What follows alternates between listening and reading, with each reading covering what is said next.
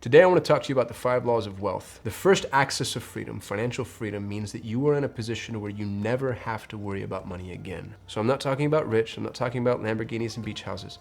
I'm talking about freedom. Financial freedom to me is the paragon of wealth. What's really interesting about that is the more money you make, the more opportunities there are to entrap yourself in a system where you're no longer free. Large houses, large cars, large expenditures, large debt service, they inhibit your freedom. If you want to be rich, that's a different conversation. If you want to be financially free, it's a complete paradigm change. It means putting yourself in a position to where money is never a mechanism that works against you, it only works for you. An interesting twist of fate, I'm in a position now to where I can't not make money. And it sounds arrogant as I say those words. I'm a welfare baby. I was raised by a blind single mother on Social Security disability in Albuquerque, New Mexico. We never had money. So as a poor kid, I always thought money would solve every problem. And I was half right. It solved about half of my problems. Now that I'm wealthy, my money makes more money than I make as often as not. And I've put myself in a position to where my wealth grows independent of me. But it's because of the paradigm that I've assumed as far as how I view money. I have a lot of friends that make way more money than I do. Significantly more money than I do. They live a lifestyle that doesn't allow their money to work for them. The first and maybe the most important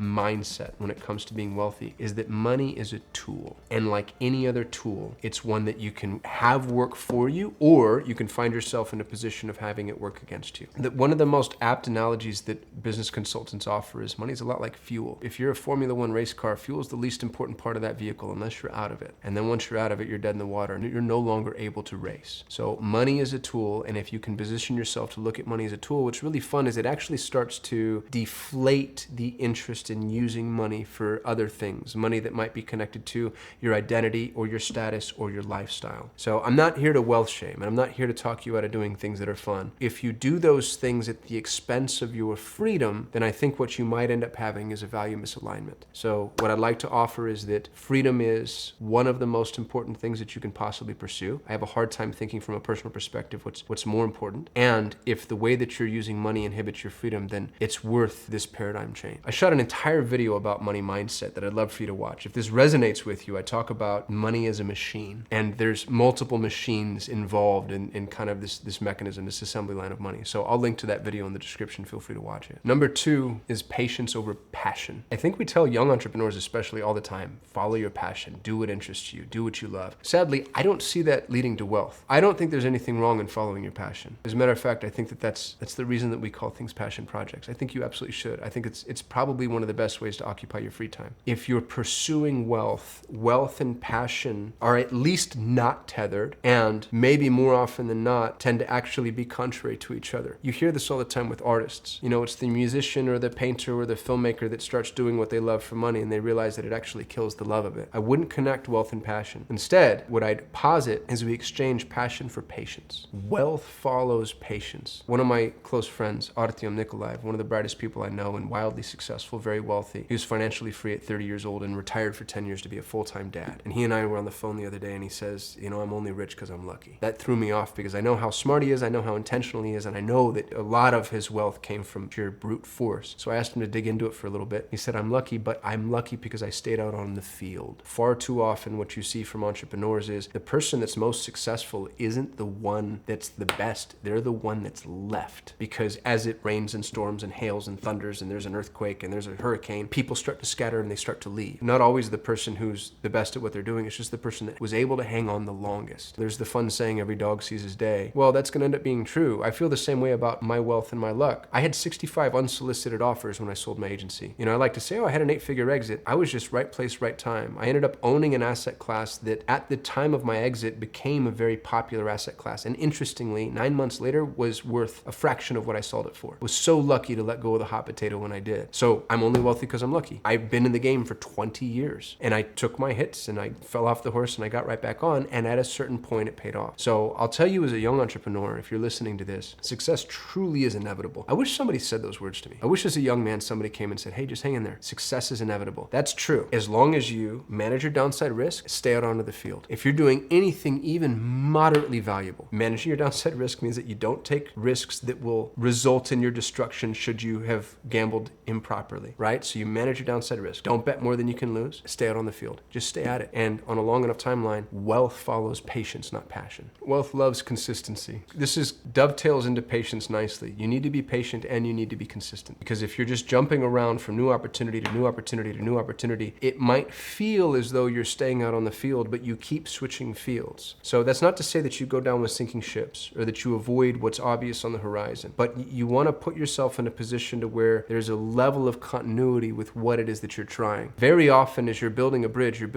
through failure. If you haven't heard the Half-Built Bridges speech, that's really worth seeking out. We'll maybe try to find an example of it and link to it in the description of this video if I can. But what's interesting about the Half-Built Bridges is entrepreneurs will embark on an endeavor that they're excited about until they find the stall point, the reason it might not work the way they thought it was going to work. Instead of altering course but finishing the bridge, they go and they start a new bridge. And if you look at the entrepreneurial graveyard that is all of our lives, all of us have so many half-built bridges. The sad fact of half-built bridges is you could have a very poorly built bridge that at least spans from end to end. And the value of that is, I can't even say exponentially higher, because it's the difference between some value and no value, right? So the difference between 0 to 1, if you read Peter Thiel's book, especially if you cascade that across everything that you do, if you don't allow yourself half-built bridges, if you force some level of consistency and continuity, and you keep working towards a solution. So that doesn't mean staying in an industry that's dying. That means staying at a problem that you have yet to solve. Money loves consistency. The same way that it loves patience, consistency needs to outpace and outlast your motivation and your interest. It's a math game that you're playing. I think the people that know this better than anybody are professional poker players. Like if you watch professional poker players play, man, they stay at that table. They follow the rules. My friend Dimitri was a professional poker player. He learned at like 13 years old. He's phenomenal. He's really, really brilliant man. He's now a media buyer. He runs ads for like the Wolf of Wall Street and some of the biggest names in the world. And the thing he taught me that blew me away is the best hand in poker still only has an 80% chance of winning. Which means what? It means that you still need to just play the numbers. And when you play the numbers, sometimes it falls through. That's why consistency and patience are so important. Money is a mirror. Here's what's really interesting is when you meet a rich person, you think like, oh gosh, that person's a douchebag. They were a douchebag when they were poor. Money just makes you more of whatever it was you were prior to. And that's, I think, both revealing and very dangerous. If you have personal problems, let's say you have a very addictive personality. If you have an addictive personality and you don't have money, just wait and see what happens to that addictive personality when you are given money. If you have self-esteem issues, wait and see what happens when you get money. And then you have to contend with those self-esteem issues, but you have the resources available to you to begin making adjustments to your lifestyle that might make your self-esteem issues more glaringly obvious. Whatever problems you have right now, whatever problems you have pre-money, you're gonna have those problems post-money, just more, because that's what money does. Money allows for more. Anything that you're dealing with, money is going to be a mirror for and amplify to a really significant degree. What's funny about a post-wealth world for me is how little I'm willing to do with my time. There's something about it that's actually really rather shaming, because I realized how many meetings and how many events I attended that I never wanted to go to, that I didn't want to be a part of, that actually felt really soul-sucking to me, and I was selling out. And so now that I have money, the first and most important thing to me is protecting my time. So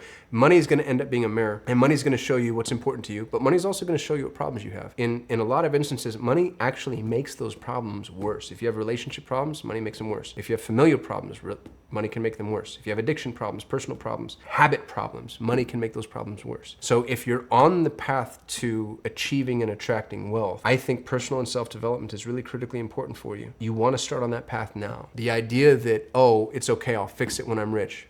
I promise you, not only is that not going to work, it's going to be harder. It's actually harder to set boundaries when you're wealthy. If your family doesn't have boundaries with you now, just wait till you have money. Wait till you have money, and then that person that's always borrowing $5-10, see what happens to $5-10. $5-10 turns into a lot more down the line. So if you don't know how to set boundaries, if you don't know how to communicate, if you don't know how to manage relationships, if you don't know how to deal with your children, if you don't know how to manage yourself, these are all things to attend to now. And if you don't mind me getting a little esoteric on you, there may be a reality where you're not allowed to achieve the wealth, or you are subconsciously avoiding the wealth until you attend to the things that you know would be hurt if and when that happens. And so if you do feel like there's a block to success or something that you're avoiding or afraid of, attend to it now and then see what happens. See what kind of roads end up being paved for you. Money loves clarity. You'll see this in offer design more than anywhere else. If you haven't read Alex Hormozi's $100 million offers. It's an absolute prerequisite and must read to anybody, not just in the marketing game, but in the entrepreneurial world. What's really interesting about offer design is the more complex your offer, the less likely it is anybody takes you up on it, even if your offer is quote unquote better. As you simplify your offer and as you make the value that you're providing more clear, more people will not just take you up on that, but they'll actually be willing to spend more. So the more noise, the more fringe and icing and lace and colors and static that you add to anything, the less valuable it comes to all of us. And the problem is that noise and time come with each other. So as you build a business or build an offer, the more time that elapses, the more likely it is that you start adding noise. It happens in the beginning naturally. In many ways, you actually can't avoid it. You posit an offer and then suddenly you realize that you're missing something, or there's a term and service that you need to update, or there's a new bolt-on or an add-on that people need, and then you start to just kind of tweak the offer.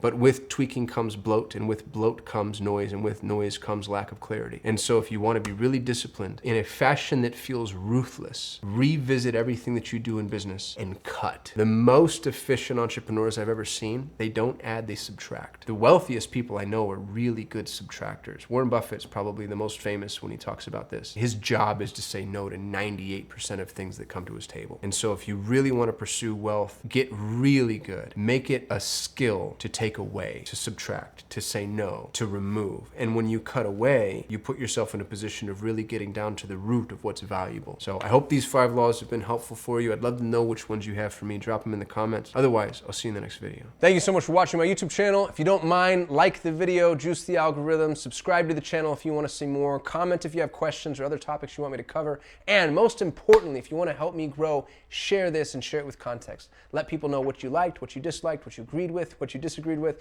and why they should watch and follow. I'd love to hit 1 million subscribers, and I'd love to do that with your help. Thanks for watching. I'll see you tomorrow.